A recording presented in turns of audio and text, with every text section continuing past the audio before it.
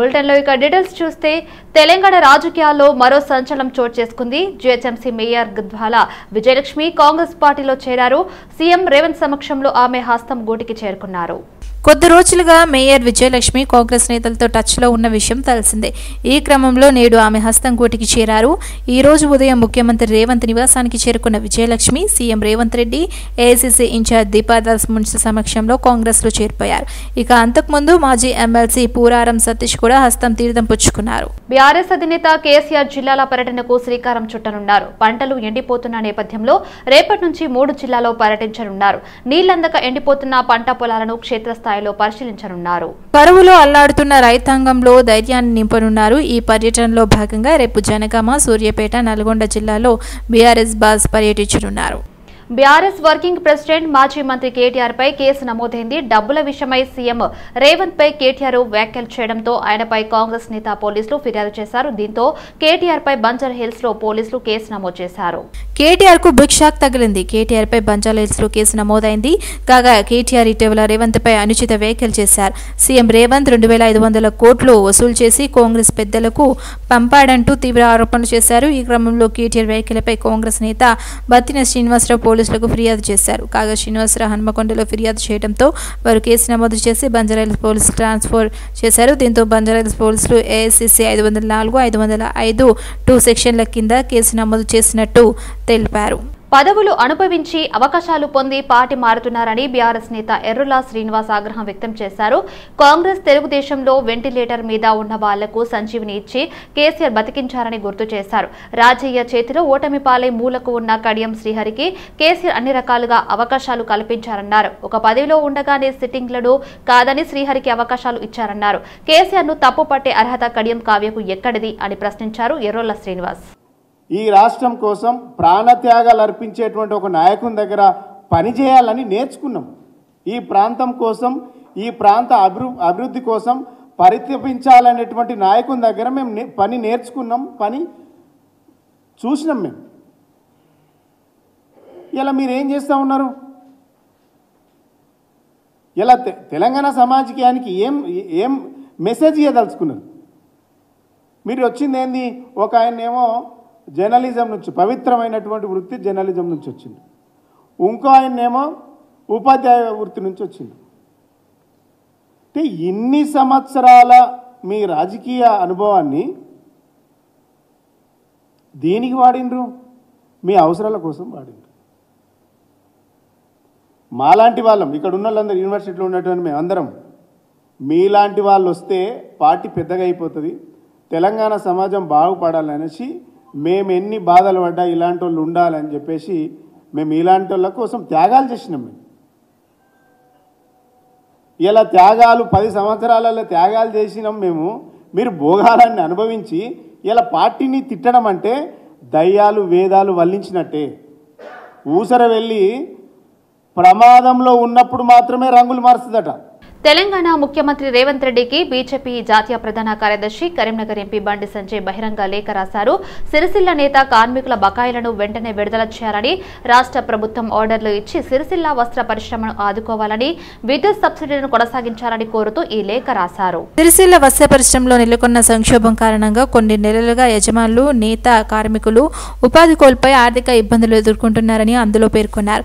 రాష్ట్ర ప్రభుత్వం నుంచి రావాల్సిన పాత బకాయిలు 270 కోట్లు రాలేదని వాటిని ఇవ్వాలని కోరారు. వారంతా కొత్త ఆర్డర్లు లేక ఇబ్బందులు పడుతున్నట్లు చెప్పారు. ఇక ప్రత్యక్షంగా పరోక్షంగా 20,000 మంది వస్త్ర పరిశ్రమలపై ఆధారపడి జీవిస్తున్నట్లు చెప్పారు. తమను ఆదుకోవాలని కార్మికులు 20 రోజులుగా సమ్మె చేస్తున్నప్పటికీ ప్రభుత్వం పట్టించుకోకపోవడం దారుణమన్నారు. బతుకమ్మ చీరల పేరుతో గత ప్రభుత్వం ఇక్కడి వ్యాపారులతో పాత వ్యాపారాలను మోయించిందని, ఆ తర్వాత వీరి పొట్టకొట్టి పెద్ద యాజమానులకు అప్పగించిందని ఆరోపించారు. దీంతో చిన్న వ్యాపారులు, కార్మికులు నష్టపోయారని వాపోయారు.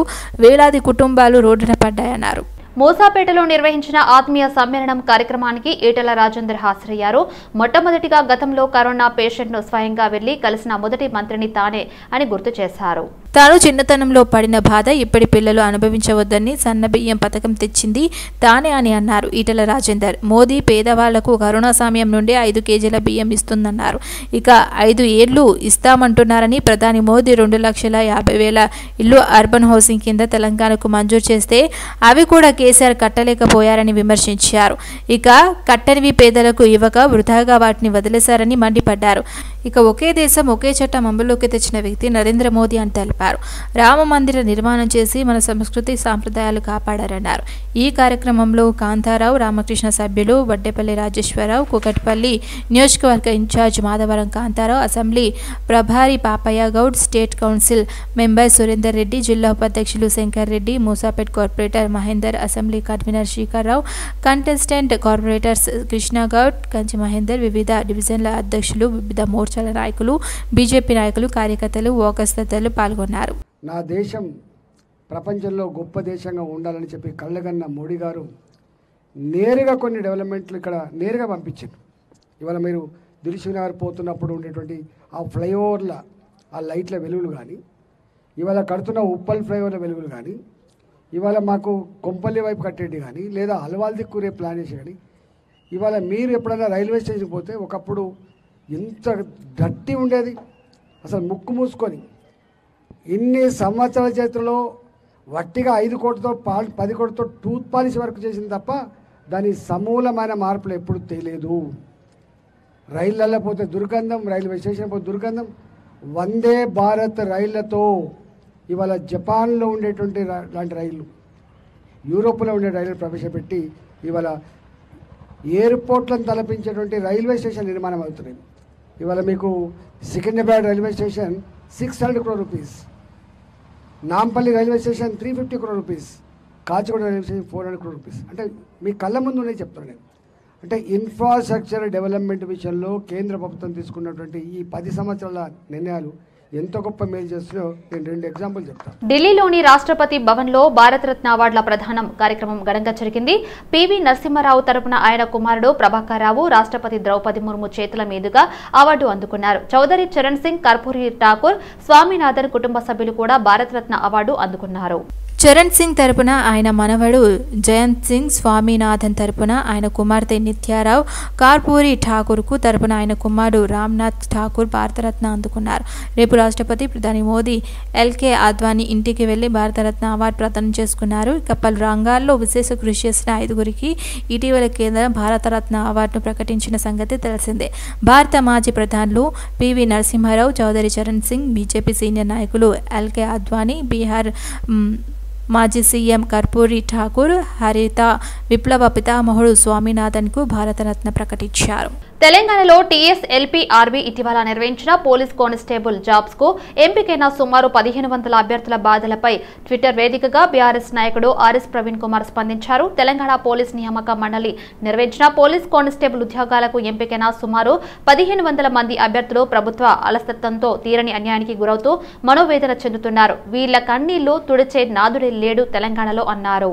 రాష్ట్ర వ్యాప్తంగా సివిల్, ఏఆర్, ఎస్ఏఆర్ అలాగే టీఎస్ఎస్పీ విభాగంలో కానిస్టేబుల్ ఉద్యోగాలకు ఎంపికైన అభ్యర్థులు తమ స్వీయ ధృవీకరణ పత్రంలో తమపై రకరకాల కారణాలతో నమోదైన civil, criminal, bind over, corona traffic నిబంధనలు ఉల్లంఘన కేసులు ఉన్నట్లు ధృవీకరించారు. వీరిపై నమోదైన కేసుల్లో వారు విద్యార్థి దశలో చేసిన విద్యార్థి ఉద్యమ కేసులు, గ్రామీణ ప్రాంతాల్లో జరిగే కుటుంబ తగాదాలతో కక్షాపూరితంగా ఉద్దేశపూర్వకంగా నమోదైన కేసులే అత్యధికం. అయితే ఎంపికైన అభ్యర్థులపై నమోదు చేసిన చాలా కేసుల్లో ఇప్పటికే కొందరు అభ్యర్థులు కోర్టులో నిర్దోషిగా తేల్చబడ్డారు. స్పెషల్ బ్రాంచ్ అధికారుల తుది పరిశీలనలో కూడా అభ్యర్థుల కేసును సంబంధించిన పూర్తి వివరాలతో పాటు కేసుల్లో నిర్దోషిగా తెలిసిన కోర్టు జడ్జిమెంట్ కాపీలను స్వయంగా అభ్యర్థులకు, స్పెషల్ బ్రాంచ్ అధికారులకు అందించిన వీరికి శిక్షణకు అవకాశం కల్పించడం లేదని మండిపడ్డారు. ఫోన్ ట్యాపింగ్ వ్యవహారంలో మాజీ డీసీపీ రాధాకిషన్ రావుకు నాంపల్లి కోర్టు 14 రోజుల జ్యుడిషియల్ రిమాండ్ విధించింది.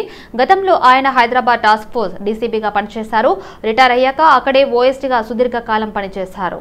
ఎస్ఐబిలో పనిచేసిన సమయంలో సస్పెండ్ అయిన డీఎస్పీ ప్రణీత్రావు ఫోన్ ట్యాపింగ్ ద్వారా ఇచ్చిన సమాచారం ఆధారంగా క్షేత్రస్థాయిలో రాధాకిషన్ రావు బృందం అనాధికారిక ఆపరేషన్ చేపట్టిందనే ఆరోపణలు ఉన్నాయి.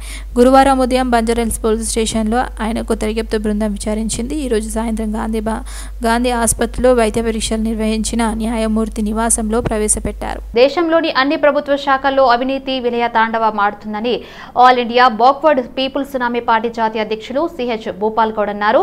అవినీతిని నిలువరించడంలో ప్రభుత్వాలు విఫలమయ్యాయని ఆవేదన వ్యక్తం చేశారు. ముఖ్యంగా రెవెన్యూ, మైనింగ్ శాఖలో చిన్న స్థాయి ఉద్యోగులు సైతం లంచగొండులుగా పట్టుబడిన వైనాలు కొక్కొల్లలుగా చూపిస్తున్నారు. ఇండ్లు, భవనాలు, అలాగే భూములు, స్థలాల రిజిస్ట్రేషన్ విషయంలో లంచాలు లేకుండా పనులు జరగట్లేదని ఆవేదన వ్యక్తం చేశారు.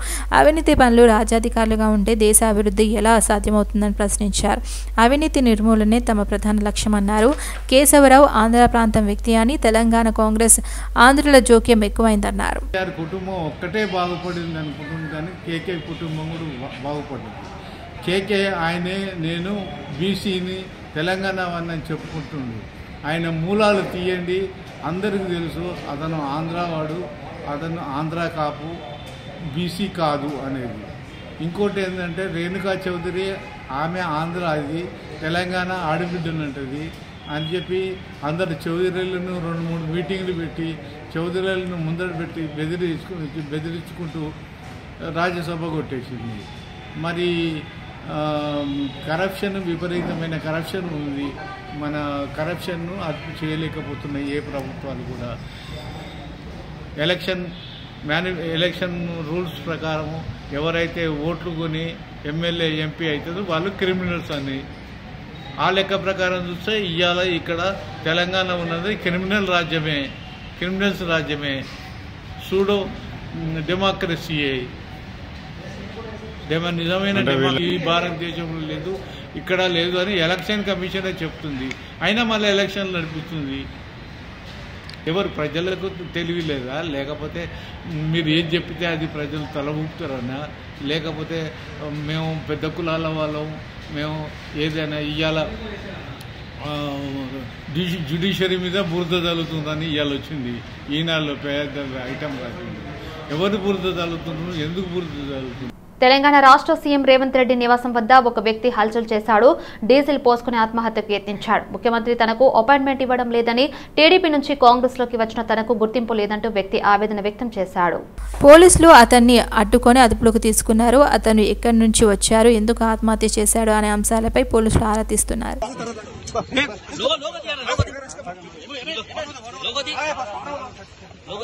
రంగారెడ్డి బండ్లగూడ జాగీర్ మున్సిపల్ కార్పొరేషన్ లో ప్రభుత్వ స్థలాలు కబ్జాకు గురవుతున్నా పట్టించుకునే నాదుడే లేదంటూ బీఆర్ఎస్ నాయకుడు మిద్దెల ప్రేమ్ గౌడ్ ఆరోపించారు.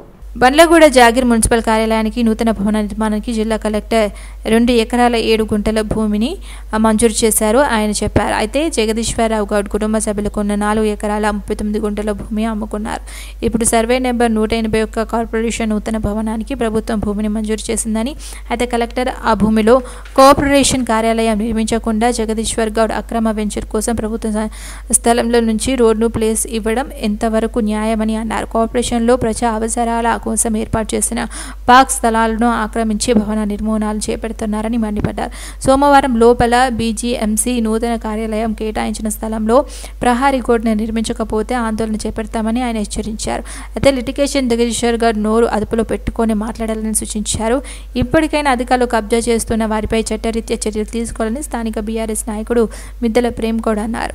కార్పొరేటర్ ఉన్నటువంటి కార్పొరేటర్లు ఇప్పుడు ఆ ముగ్గురు ఎవరైతే ఉన్నారో వాళ్ళకు పెద్ద గైడెన్స్ ఈయననే. ఈ గైడెన్స్ ఇచ్చి ఏం చేసిండో అందరికీ తెలుసు. ఆయన ఏం చేసినా సరే మేము దానికి సిద్ధంగానే ఉన్నాము. ఆయన ఏ పరువు నష్ట దావా వేసినా ఒక్కటి కాదు 100 ఏమంటున్నాం. ప్రభుత్వ స్థలాలు కాపాడితే పరువు నష్ట దావా వేస్తారా? ఇది ఒకటే మా క్వశ్చన్ ఒకటే. పరువు నష్ట దావా అంటే ప్రభుత్వ స్థలం కాపాడడానికే ప్రశ్నిస్తే పరువు నష్ట దావా వేస్తారా? ప్రభుత్వ స్థలాలు 7 ఉన్నా అదే కాదు, 7 ఉన్నా సరే 16 మంది కార్పొరేటర్లు మేము ప్రతి ఒక్క ప్రభుత్వ స్థలాన్ని కాపాడి, ఆ కాపాడినటువంటి స్థలాన్ని ఉత్తగానే కాపాడడం కాదు, ప్రయోజనం కార్పొరేషన్కు ప్రయోజనం.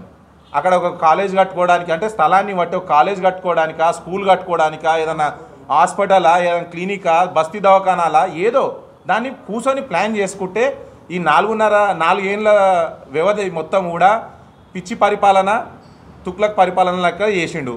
ఇప్పుడు డిప్యూటీ మేయర్ గారు కార్పొరేటర్లు అందరు కలిసి 100 సార్లు అడ్వైజ్లు ఇస్తే కూడా ఒక్కసారి అడ్వైజ్ తీసుకోకపోవడం అనేది ఇక మాకైతే అర్థం కాలేదు.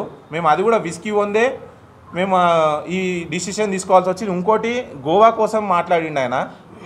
మేము గోవా వెళ్ళినామని అన్నాడు. సరే ఇక ఫ్రెండ్ సర్కిల్లో గోవా వెళ్ళినాము. ఇప్పుడు ఈడ కార్పొరేటర్లు అందరూ కూడా అందుబాటులో ఉన్నారు, ఒరిజినల్ కార్పొరేటర్స్ అందుబాటులో ఉన్నారు. మేము అంటే మాకు సొంతంగా దోస్తులు కూడా కలిసిపోనికే మాకు లేదా? రాజ్యాంగం కల్పించినటువంటి అంబేద్కర్ గారు రాజ్యాంగంలో కల్పించినటువంటి హక్కుల కోసం ఏదైతే అవిశ్వాస తీర్మానము 4 సంవత్సరాల ఏదైనా పెట్టాలని ఉందో ఆ రాజ్యాంగం ప్రకారంగా మేము అవిశ్వాసం పెట్టినాము. మా టీం అంతా మేము ఎట్లా చేయాలనో అట్లా చేసినాము. మాకు ఎన్నో అడ్డంకులు వచ్చినా కానీ ఏడ ఒక్క సెంటీమీటర్ కూడా బెదరకుండా మేము అవిశ్వాస తీర్మానాన్ని ప్రవేశపెట్టి దించాలి, ఈ అసమర్థుని దించాలి అని ఒకటి డిసైడ్ అయినాము. అసమర్థుని దించినాము. ఈ సమర్థవంతమైన పాలన 9 నెలల్లో మేము చూపిస్తాము. చూపించి కార్పొరేషన్లో మేము మేలు చేస్తేనే కార్పొరేషన్లో మా ప్రజలని మేము ఓట్లు అడుగుతాము. మీర్పేట రావిర్యాల గ్రామంలో నూతనంగా నిర్మించిన శ్రీ సురమాంబ కాటమేశ్వర శివాలయాన్ని సందర్శించారు మహేశ్వరం నియోజకవర్గం బీజేపీ ఇన్ఛార్జి రాష్ట్ర కార్యవర్గ సభ్యులు అందల శ్రీరాములు యాదవ్. స్వామివారికి ప్రత్యేక పూజలు చేశారు. ఈ సందర్భంగా ఆలయ ధర్మకర్తలు కౌన్సిలర్ శివకుమార్ గౌడ్ సహా పలువురు శ్రీరాములు సన్మానించారు. ఈ కార్యక్రమంలో తుక్కుగూడ మున్సిపాలిటీ అధ్యక్షులు రాజలక్ష్మణ్, చైర్మన్ కాంటేకర్ మధుమోహన్, కౌన్సిలర్ ఉదయ యాదగిరి రెడ్డి, శ్రీశైలం, గుండె నాగార్జున బాబు సహా బీజేపీ బీజేవైఎం నాయకులు పాల్గొన్నారు.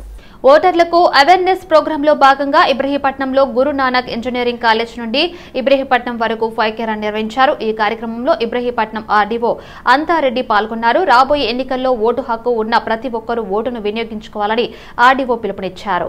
ప్రజాస్వామ్యంలో ఓటు అనేది శక్తివంతమైన ఆయుధమని చెప్పారు. మనకు కావాల్సిన ప్రభుత్వాన్ని ఏర్పాటు చేసుకోవడంలో ఓటు అనేది చాలా ముఖ్యమైనదని వెల్లడించారు. ప్రజాస్వామ్యం యొక్క మౌలిక స్ఫూర్తిని ముందుకు తీసుకోవాల్సిందని పిలుపునిచ్చారు. 18 ఏళ్లు నిండిన ప్రతి ఒక్కరూ ఓటు హక్కును నమోదు చేసుకోవాలని తెలిపారు. ఈ 5K రన్ గురునానక్ కాలేజ్ నుంచి ఇబ్రహీంపట్నం అంబేద్కర్ చౌరస్తా వరకు పార్టిసిపేట్ చేయడం జరిగింది. ఈ కార్యక్రమంలో డిపిఓ గారు, అదేవిధంగా ఎంపీడీఓస్, తహసీల్దార్స్, పోలీస్ డిపార్ట్మెంట్, ఇతర మిత్రులు అందరూ భాగస్వాములై ఈ కార్యక్రమాన్ని విజయవంతము చేయడం జరిగింది. ఈ కార్యక్రమం యొక్క ముఖ్య ఉద్దేశం ఏమంటే రాబోయే ఎలక్షన్లో ప్రతి ఒక్క పౌరుడు కూడా ఓటు హక్కు ఉన్న ప్రతి పౌరుడు వారి యొక్క ఓటుని వినియోగించుకోవాలని అవగాహన కొరకు ఈ కార్యక్రమము చేపట్టడం జరిగింది. ప్రజాస్వామ్యంలో ఓటే అత్యంత శక్తివంతమైన ఆయుధం. ఓటు కంటే ఇంకా వేరే ఏ ఆయుధం కూడా అంత శక్తివంతమైనది కాదు. మనకు కావలసిన ప్రభుత్వాన్ని ఎన్నుకోవాలంటే విధిగా మనం అందరూ కూడా ప్రజాస్వామ్యంలో వారి యొక్క ఓటుని వినియోగించుకొని ఈ ప్రజాస్వామ్యం యొక్క మౌలిక స్ఫూర్తిని కొనసాగిస్తూ ముందుకు తీసుకుపోవాల్సిందిగా కేంద్ర ఎన్నికల సంఘం కీలక ప్రకటన విడుదల చేసింది. లోక్సభ ఎన్నికలు 2024లో ప్రారంభం దశ ఏప్రిల్ 19 ఉదయం 7 గంటల నుంచి 7వ దశ పోలింగ్ జరగాల్సిన జూన్ 1న సాయంత్రం 6 గంటల 30 నిమిషాల వరకు ఎగ్జిట్ పోల్స్ ఇవ్వడానికి వీల్లేదని సూచించింది. లోక్సభ 4 రాష్ట్రాల అసెంబ్లీ ఉప ఎన్నికలకు ఓటింగ్ పూర్తయ్యే వరకు ఎగ్జిట్ పోల్స్ నిర్వహించడం, ప్రచురించడం నిషిద్ధమని హెచ్చరిస్తూ నోటిఫికేషన్ జారీ చేసింది. ప్రజా ప్రాతినిధ్య చట్టంలో నిబంధనల ప్రకారం పోలింగ్ సమయంలో ఓపిఎన్ పోల్ సర్వే ఫలితాలను ప్రచురించడం నిషిద్ధమని హెచ్చరించింది. పోలింగ్ ముగింపు సమయానికి 48 గంటల ముందు ఎలక్ట్రానిక్ మీడియా ఎగ్జిట్ పోల్స్ ప్రచురించిందని విడుదల చేసిన నోటిఫికేషన్లో ఎన్నికల సంఘం స్పష్టం చేసింది. అయితే పోలింగ్ ముగిసిన అనంతరం మాత్రమే ఎగ్జిట్ పోల్స్ ప్రచురించుకోవడానికి వీలుంటుందని సూచించింది. కాగా లోక్సభ ఎన్నికలతో పాటు ఆంధ్రప్రదేశ్, అరుణాచల్ ప్రదేశ్, ఒడిశా, సిక్కిం రాష్ట్రాల అసెంబ్లీలకు కూడా వేర్వేరు దశల్లో ఎన్నికలు జరగనున్నాయి. మరోవైపు 12 రాష్ట్రాల్లో 25 అసెంబ్లీ నియోజకవర్గాలకు ఉప ఎన్నికలు జరగనున్నాయి. పాపికొండల నేషనల్ అటవీ ప్రాంతంలో అద్భుతం చోటు చేసుకుంది. కింటుకూరు అటవీ ప్రాంతంలోని బేస్ క్యాంపు పరిశీలనకు వెళ్లిన అటవీ అధికారులకు షాక్ గురయ్యే ఘటన ఎదురైంది. నల్ల మద్ది చెట్టును నరకగా దాంట్లో నుంచి నీరు రావడం అందరినీ ఆశ్చర్యానికి గురిచేసింది. నల్లమద్ది చెట్టు నుంచి వస్తున్న జలాధారణ చెట్లను గుర్తించారు అటవీ అధికారులు. చెట్టు నుండి సుమారు 20 లీటర్ల వరకు నీరు వస్తుందని అధికారులు వెల్లడించారు. ఫుట్పాత్ పై కొబ్బరి బోండాలు అమ్మొద్దని ఫుట్పాత్ ఖాళీ చేయాలని చెప్పిన జీహెచ్ఎంసీ సిబ్బందిపై ఓ వ్యాపారి రాళ్లతో దాడి చేశాడు. ఇటుకలతో జీహెచ్ఎంసీ సిబ్బందిని కొడుతూ హంగామా సృష్టించాడు. వ్యాపారితో పాటు మరో 3 కుర్రాళ్లు కూడా దాడి చేశారు. రంగారెడ్డి జిల్లా రాజేంద్రనగర్ లో శనివారం ఉదయం చోటు చేసుకుంది ఘటన. ఇదంతా జీహెచ్ఎంసీ సిబ్బంది ఒకరు వీడియో తీసి పోలీసులకు అందజేశారు. వారి ఫిర్యాదు మేరకు కేసు నమోదు చేసిన పోలీసులు కొబ్బరి బోండాల వ్యాపారితో పాటు మరో 3 అరెస్ట్ చేశారు. వీధుల్లో భాగంగా జీహెచ్ఎంసీ సిబ్బంది రాజేంద్రనగర్లోని సులైమాన్ నగర్లో క్లీనింగ్ వెళ్లారు. రహదారి పక్కనే ఉన్న ఫుట్పాత్పై ఉన్న చిరు వ్యాపారులను ఖాళీ చేశారు. అయితే ఈ క్రమంలోనే ఓ కొబ్బరి బోండాల వ్యాపారి జీహెచ్ఎంసీ సిబ్బందితో వాగ్వాదానికి దిగాడు. ఖాళీ చేయాలని చెప్పినా వినకపోవడంతో కొబ్బరి బోండాల బండిని కొబ్బరి బోండాలను ట్రాక్టర్లో తరలించేందుకు సిబ్బంది ప్రయత్నించారు. దీంతో సహనం కోల్పోయిన సదరు వ్యాపారి రాళ్లు ఇటుకలతో జీహెచ్ఎంసీ సిబ్బందిపై దాడి చేశారు. జీహెచ్ఎంసీ సిబ్బంది సమాచారం ఇవ్వడంతో పోలీసులు హుటాహుటిన అక్కడికి చేరుకున్నారు. దాడికి పాల్పడ్డ వారిని అదుపులోకి తీసుకుని పోలీస్ స్టేషన్కు తరలించారు. తల్లి కూతురు అదృశ్యమైన సంఘటన అమీన్పూర్ పోలీస్ స్టేషన్ పరిధిలో చోటు చేసుకుంది.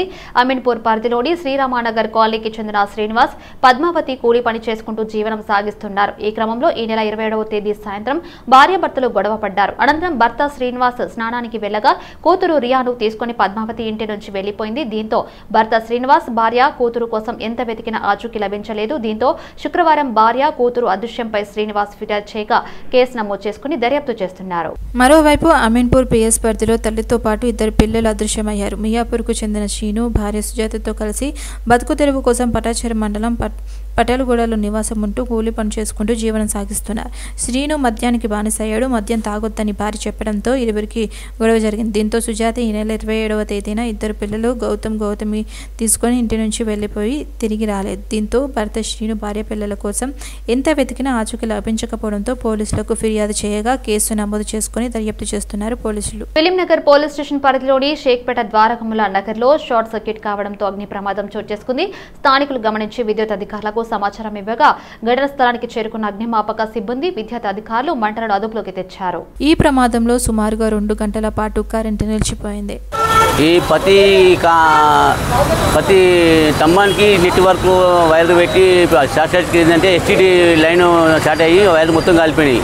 కానీ ప్రతి పోల్కి నెట్వర్క్ వాళ్ళు వేయద్దు, వైర్ పెట్టద్దు, క్లీన్గా ఉండాలి. స్తంభం మొత్తం క్లీన్ ఉండాలి. స్తంభం నుంచి షార్ట్ సర్క్యూట్ అయింది. మేజర్ సమస్య ఏంటంటే ఇక్కడ ప్రతి పోలికి విచ్చలవిడిగా వైర్లు, ఇంటర్నెట్ కేబుల్ వాళ్ళు చాలా ఇబ్బంది పాలు చేస్తున్నారు. లాట్ ఆఫ్ టైమ్స్ కంప్లైంట్ చేయడం జరిగింది. బట్ స్టిల్ వాళ్ళు అది ఎందుకు అన్నెసరీ వైర్లు పోల్కి చాలా పెట్టి ఇప్పుడు ఈరోజు ఇంత పెద్ద ప్రమాదం జరిగింది. సో ఇది ఎవరి మీద పోల్స్ పడి వైర్స్ పడి ఏదైనా ఇబ్బంది అవుతే చాలా ప్రమాదకరం. సో ఇది మీరు మీ న్యూస్ ద్వారా కొంచెం సీరియస్గా ఇంటర్నెట్ వాళ్ళ మీద కొంచెం ఒక కంప్లైంట్ ఇచ్చి కొంచెం వాళ్ళ మీద యాక్షన్ తీసుకోవాలని కోరుకుంటున్నామండి. ఎందుకంటే కాలనీలో చాలా ఇబ్బంది పాలవుతున్నాము. ఇప్పుడు ఇదే మంట కాలనీలో అవుతే. రాష్ట్రంలో మరోసారి ప్రధాని మోదీ పర్యటించనున్నారు. లోక్సభ ఎన్నికల్లో బీజేపీ అభ్యర్థుల తరపున ప్రచారం కోసం మే నెల మొదటి వారంలో ఆయన షెడ్యూల్ ఖరారు చేసినట్లు తెలిసింది. మే 5, 6, 7వ తేదీలో రాష్ట్రంలోని వివిధ ప్రాంతాల్లో బహిరంగ సభలు, రోడ్ షోలు మోదీ పాల్గొనే అవకాశం ఉంది. ఈ నెల 4న ఆదిలాబాద్లో, 5న సంగారెడ్డిలో అభివృద్ధి కార్యక్రమాల ప్రారంభోత్సవానికి హాజరయ్యారు. 15 మల్కాజ్గిరిలో రోడ్ షోలో నిర్వహించిన 16న నాగర్ కర్నూల్, 18 జగిత్యాల్లో జరిగిన బహిరంగ సభలో ఆయన పాల్గొన్నారు. ప్రస్తుతం లోక్సభ ఎన్నికల షెడ్యూల్ రావడంతో మరోసారి మోదీ పర్యటనకు బీజేపీ ఏర్పాట్లు చేస్తోంది. ఎన్నికల కోడ్ ఉన్న సమయంలో ప్రధాని మోడీ చాయ్ పే చర్చ చేస్తున్నారని టీపీసీసీ వర్కింగ్ ప్రెసిడెంట్ నిరంజన్ మండిపడ్డారు.